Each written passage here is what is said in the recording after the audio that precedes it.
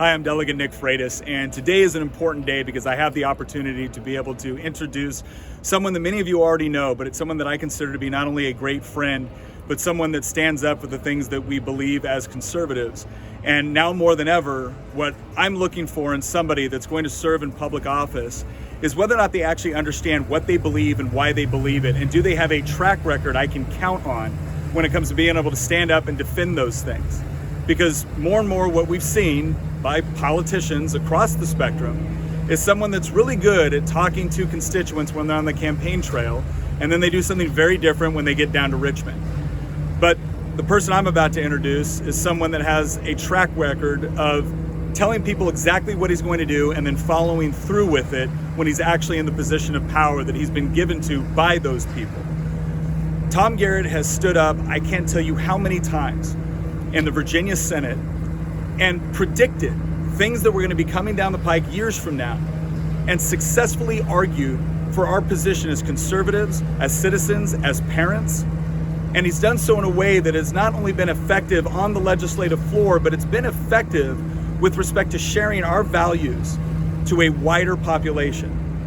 And so when we consider who do we want coming down to this legislative body to be able to carry the legislation that we need to be able to defend our property rights, to be able to defend our Second Amendment rights, to defend life, to be able to provide parents more control over their children's education, to fight for tax reform and regulatory reform that makes Virginia the sort of place that you want to not only raise a family, but start a business.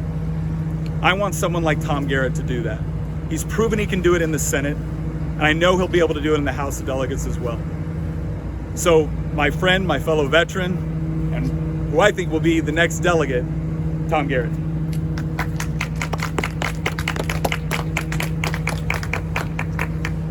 Thanks, Nick, and thanks to Congressman Bob Good and Ken Cuccinelli.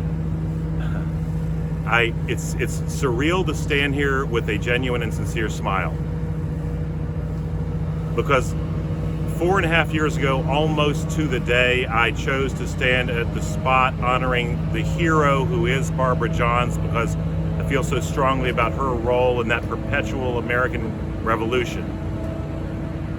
To look at a camera and tell the world that I wasn't seeking re-election because I am an alcoholic. 4.5 years ago, almost to the day, I stood on this spot. 4.5 years ago, almost to the day, I took the last drink that I have taken, one day at a time, by the grace of God, because Tom couldn't do it by himself.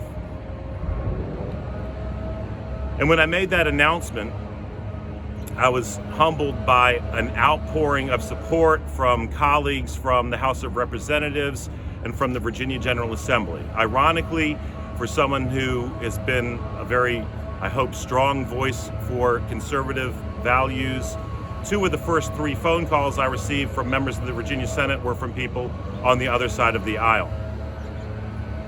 But the phone call that I got that will always stand out the most in my mind was from my former colleague, State Senator from Southwest Virginia, Bill Carrico.